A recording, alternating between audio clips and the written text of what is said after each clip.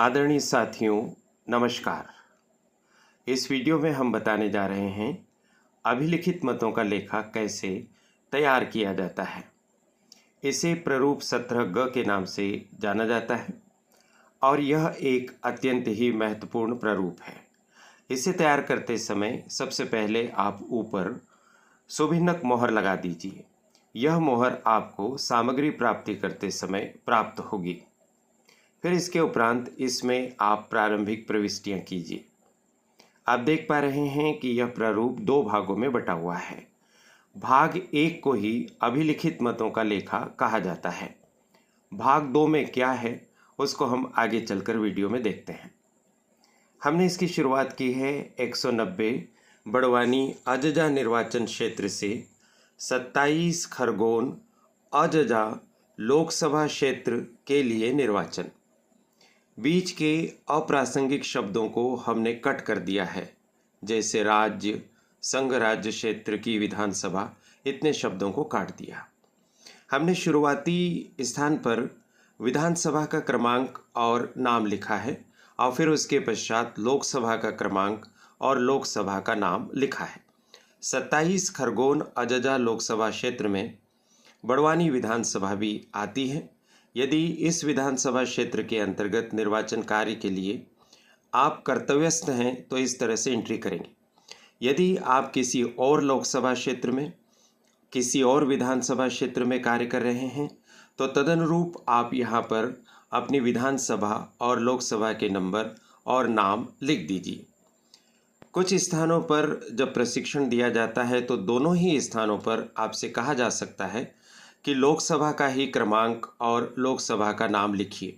जैसा आपको प्रशिक्षण दिया जा रहा है उसका अनुपालन कर लीजिए, लेकिन हमारे लिहाज से पहले विधानसभा क्षेत्र का नाम, इस निर्वाचन क्षेत्र से हम लोकसभा क्षेत्र के लिए निर्वाचन का कार्य कर रहे हैं, इसलिए हमने ये मॉडल अपनाया है।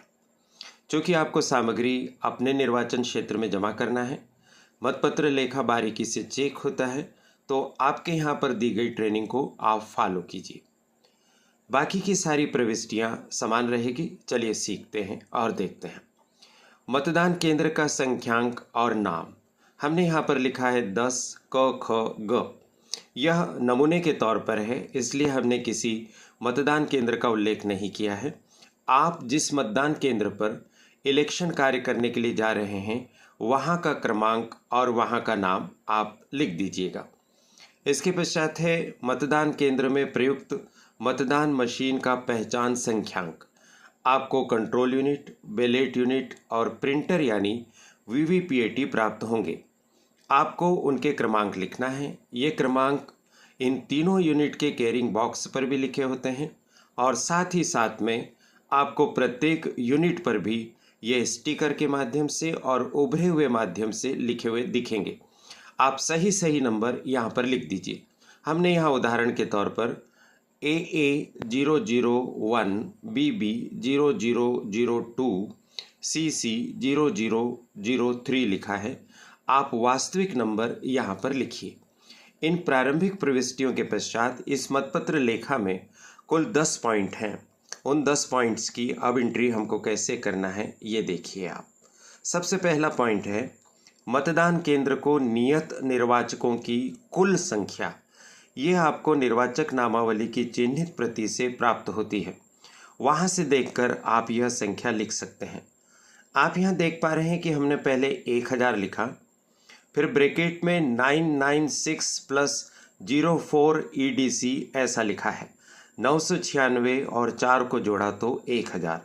ये जो 996 की संख्या है ये निर्वाचक नामावली की चिन्हित प्रति के अनुसार जो मतदाता बताए गए वो हैं, और ये जो 4 आपको दिखाई दे रहे हैं ये EDC से यानी इलेक्शन ड्यूटी सर्टिफिकेट का उपयोग करते हुए आपके मतदान केंद्र पर मतदान करने के लिए आए हैं। इन दोनों को जोड़कर हमने यहाँ पर कुल संख्या बताई है। साथियों, ध्यान रखिए कि लोकसभा निर्वाचन में प्रत्येक मतदान केंद्र पर EDC से मतदान होगा और ऐसी स्थिति में आपको इस तरह की प्रविष्टि करने की आवश्यकता पड़ेगी। अब आप दूसरा पॉइंट देखिए। मतदाता रजिस्टर प्रारूप 17 क में दर्ज मतदाताओं की कुल संख्या 800। जैसा कि आप जानते हैं, आपको एक मतदाता रजिस्टर प्राप्त होता है जो मतदान अधिकारी क्रमांक 2 के पास होता है और इस रजिस्टर में निर्वाचन के दिन प्रातः से लगाकर अंतिम मतदाता तक के मतदान करने वाले समस्त मतदाताओं की एंट्री की जाती है। तो उसमें जो कुल संख्या है वो हम यहाँ पर लिखेंगे और इस उदाहरण में वह संख्या 800 है। तीसरा पॉइंट देखिए, नियम 49 न के अधीन मतदान अभिलिखित न करने का विनिश्चय करने वाले मतदाताओं की संख्या। सामान्यतः इनकी संख्या 0 ही आती है। हो सकता है किसी मतदान केंद्र पर कोई मतदाता ऐसे हों जो संपूर्ण प्रविष्टियां और प्रक्रिया कर लेने के पश्चात जब उन्हें मतदान प्रकोष्ठ में भेजा जा रहा हो तब वो कह दें कि हमें मतदान नहीं करना। तो ऐसी स्थिति में अगर कोई ऐसा मतदाता है तो उसकी संख्या यहाँ पर हम लिखेंगे, अन्यथा यहाँ पर हम 00 लिखेंगे। कुछ जगह पर निरंक या नील लिखने की सलाह दी जाती है, लेकिन चूंकि यहाँ पर आंकड़ों की बात हो रही है तो ऐसी स्थिति में हम 00 लिखेंगे तो आंकड़ों के अनुसार हमारा मतपत्र लेखा अच्छा दिखाई देगा। इसलिए हम आपको सुझाव दे रहे हैं कि नील या निरंक लिखने की अपेक्षा 00 लिख देना ज़्यादा बेहतर होता है। उसके बाद देखिए, नियम 49 के अधीन मतदान करने के लिए अनुज्ञात न किए गए मतदाताओं की संख्या। यह संख्या भी सामान्यतः 00 ही आती है, लेकिन कभी कभी किसी मतदान केंद्र पर ऐसा हो सकता है कि कोई मतदाता संपूर्ण प्रक्रिया पूरी कर ले और पूरी करने के पश्चात पीठासीन अधिकारी उसे मतदान न करने दे। ऐसा तब होता है साथियों, जब कोई मतदाता संपूर्ण प्रक्रिया करने के पश्चात मतदान की गोपनीयता को भंग करते हुए वह घोषणा करने लगे, चिल्लाने लगे, संकेत करने लगे कि मैं अमुक अभ्यर्थी को मत देने के लिए जा रहा हूं। चूँकि मतदान की गोपनीयता अनिवार्य है, ऐसी स्थिति में अब वह मतदान करने के लिए पात्र नहीं रहेगा और पीठासीन अधिकारी उसे मना कर सकता है। लेकिन सामान्यतः ऐसी स्थिति नहीं आती और यहाँ पर 00 ही लिखा जाता है। अब आप आ गए हैं पॉइंट क्रमांक 5 पर। पॉइंट क्रमांक 5 पर नियम 43 MA ब्रैकेट में घ के अधीन अपेक्षित कटौती के लिए अभिलिखित परीक्षण मत। यहाँ पर भी कोई संख्या नहीं आती है और यहाँ सामान्यतः डेस लगा देने से काम चल जाता है। यह टेस्ट वोट वाला मसला है। जैसा कि आप जानते हैं, टेस्ट वोट एक विशेष प्रकार का प्रकरण है। कोई मतदाता मतदान करने के लिए मतदान प्रकोष्ठ में जाता है और वह बैलेट यूनिट में अपने इच्छित अभ्यर्थी के समक्ष का बटन पुश करता है, प्रेस करता है और वीवीपीएटी से जो पर्ची निकलती है, अगर वह पर्ची उस अभ्यर्थी की पर्ची नहीं है जिसे मतदाता ने वोट दिया है तो वह टेस्ट वोट के लिए कह सकता है। और ऐसी स्थिति में अगर टेस्ट वोट होता है तो फिर हमें यह सारी प्रविष्टियां करनी होती है, लेकिन सामान्यतः यहाँ पर प्रविष्टियां नहीं होती है और डेस ही लगाते हैं।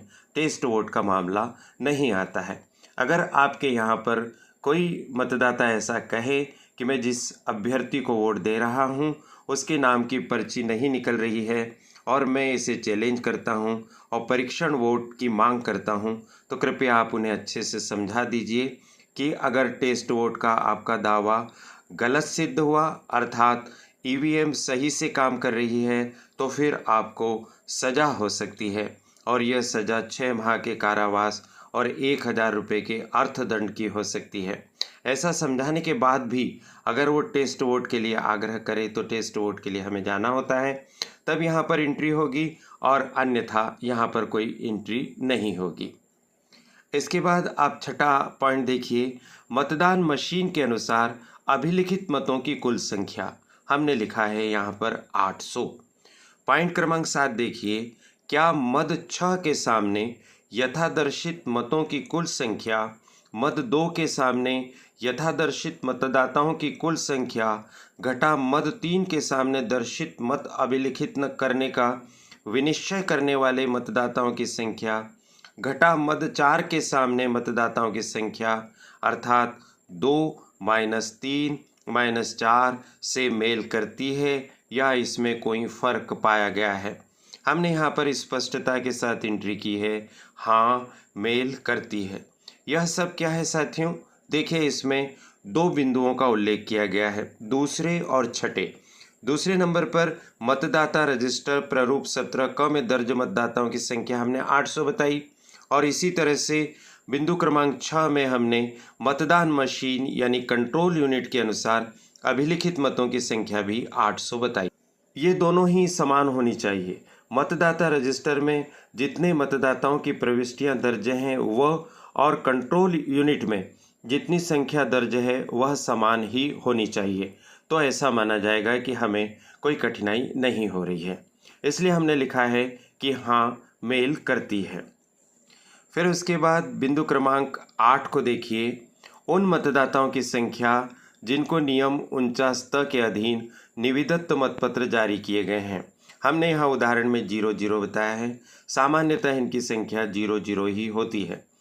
यदि आपके मतदान केंद्र पर कोई ऐसा मतदाता आता है, जब वह मतदान करने के लिए पहुंचता है और मतदान अधिकारी क्रमांक 1 ऐसा पाता है कि यह मतदाता तो पहले ही मतदान कर गया है, और मतदाता कहता है कि मैंने मतदान नहीं किया, यानी उसके स्थान पर कोई और मतदाता ने मतदान कर दिया है, ऐसी स्थिति में जो बाद में आया हुआ वास्तविक मतदाता है वह निविदत्त मतपत्र का पात्र होता है, और उसे हम एक निविदत्त मतपत्र इशू करते हैं। निविदत्त मतपत्र एक छपा हुआ मतपत्र होता है जिस पर घूमते हुए तीरों वाली मोहर के माध्यम से मतांकन किया जाता है। यदि ऐसा कोई केस होता है तो फिर हम यहाँ पर जारी किए गए निविदत्त मतों की संख्या लिखेंगे, और यदि कोई केस नहीं होता है तो यहाँ पर हम 00 लिखेंगे। साथियों, आप अपने मतदान अधिकारी क्रमांक 1 को चुस्त दुरुस्त रखिए। यदि वो बहुत सावधानी से काम करेंगे तो निविदत्त मतों की स्थिति नहीं आएगी। निविदत्त मतों की संख्या प्रत्येक मतदान केंद्र के लिए 20 दिए जाते हैं। हमने लिखा है कुल 20। प्रत्येक निविदत्त मतपत्र पर एक क्रमांक अंकित होता है, तो हमने यहाँ 101 से 120 तक के 20 का क्रमांकन यहाँ पर किया है। प्रयोग के लिए प्राप्त 20, 101 से 120 निर्वाचकों को जारी किए गए 0, कोई नंबर नहीं है इसलिए डेस लगा दिया। प्रयुक्त ने किए गए और वापस किए गए 20 के 20, वही नंबर हमने वापस डाल दिए 101 से 120। अब उसके बाद मतपत्र लेखा का अंतिम पॉइंट है 10वां, कागज की सीलों का लेखा। साथियों, यह वास्तव में हरी पत्र मुद्रा का विवरण लिखने का स्थान है। आपको कहीं पर 3 और कहीं पर इससे अलग संख्या में हरी पत्र मुद्रा मिल सकती है। यदि 3 मिलती है तो कैसे एंट्री करना है। उपयोग के लिए प्रदाय की गई कागज की सीलें 3, उनका क्रमांक लिखना है। हमने लिखा 51 से 53। आप हरी पत्र मुद्रा पर जो वास्तविक क्रमांक है वो लिखिए। प्रयुक्त की हुई कागज की सीलें एक ही का काम पड़ता है। हमने लिख दिया 01। कौन से क्रमांक की प्रयोग की गई, सबसे पहले वाली को प्रयोग करिए। हमने लिख दिया 51 नंबर की। रिटर्निंग ऑफिसर को वापस की गई अप्रयुक्त कागज की सीलें, हमने लिख दिया है 2, क्योंकि 2 हमने वापस कर दी है। उनका नंबर 52-53 बता दिया है। नष्ट हुई कागज की सीलें यदि कोई हो, हमने लिखा है 00। सावधानी से इनका उपयोग कीजिए ताकि ये क्षतिग्रस्त ना हो। फिर आप देख पा रहे हैं राइट साइड में मतदान अभिकर्ता के हस्ताक्षर। साथियों, ये बहुत ही महत्वपूर्ण है। आपके मतदान केंद्र पर मतदान अभिकर्ता उपस्थित होते हैं। आप प्रत्येक मतपत्र लेखा पर इस तरह से उनके हस्ताक्षर करवा लीजिए। हमने यहाँ उदाहरण के तौर पर XYZ लिखा है। आप अपने मतदान केंद्र पर उपस्थित मतदान अभिकर्ता के हस्ताक्षर इस पर अंकित करवाएंगे।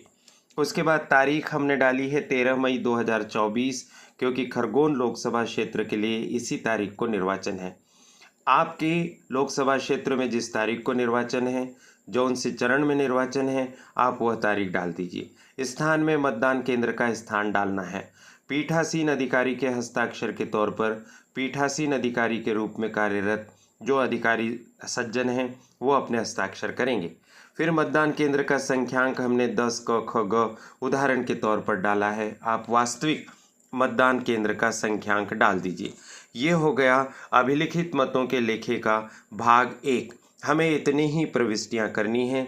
कितनी संख्या में इन्हें बनाना है, हमें कम से कम 3 अभिलिखित मतों के लेखे की प्रतियां तैयार करके सामग्री जमा केंद्र पर लाना चाहिए। इसके अलावा जितने एजेंट्स आपके मतदान केंद्र पर नियुक्त किए हुए हैं और उपस्थित हुए हैं, उन प्रत्येक एजेंट को देने के लिए भी आपको अभिलिखित मतों का लेखा बनाना है। मान लीजिए आपके यहाँ पर 3 एजेंट हैं, जैसा उदाहरण में बताया है, तो 3 प्रतियां उनको देना होगी, तो 3 प्रतियां उनके लिए तैयार कीजिए और 3 प्रतियां आप सामग्री जमा केंद्र के लिए जरूर ही लेकर आइए। इस तरह से 6 प्रतियां हो गई हैं। यदि एजेंट्स की संख्या ज़्यादा होती हैं तो उस लिहाज से आप ज़्यादा प्रतियां तैयार कीजिए। 1-2 प्रतियां एक्स्ट्रा तैयार कर लेने से आपको सामग्री जमा करते समय बहुत सुविधा हो जाएगी। सामग्री जमा करते समय अलग अलग सामग्री जमा केंद्र पर अलग अलग संख्या में ये सब दस्तावेज मांगे जाते हैं, अतः आपके पास एक्स्ट्रा दस्तावेज रहने से सुविधा होती है, क्योंकि इस पर मतदान अभिकर्ता के हस्ताक्षर होते हैं, अतः आप वहाँ पर एक्स्ट्रा अभिलिखित मतों का लेखा तैयार नहीं करवा पाएंगे। इतनी प्रतियां आप तैयार कर लीजिए, ये आपका अभिलिखित मतों का लेखा हो गया। आप जानना चाहेंगे कि इसका भाग 2 क्या है? साथियों, यह भाग 2 हमारे काम का नहीं है। ये मतगणना का परिणाम वाला भाग है, इस पर हमें कुछ भी नहीं लिखना है, एक भी शब्द की एंट्री हमको इसको नहीं करना है, ऐसा कैसा खाली का खाली रहने देना है।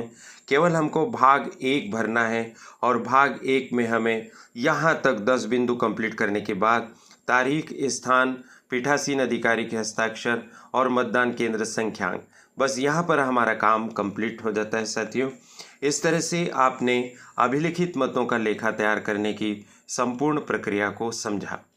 कृपया आप यह भी बताइएगा कि आपको यह वीडियो कैसा लगा। आप भारतवर्ष के किस राज्य से इस वीडियो को देख रहे हैं? आपकी लोकसभा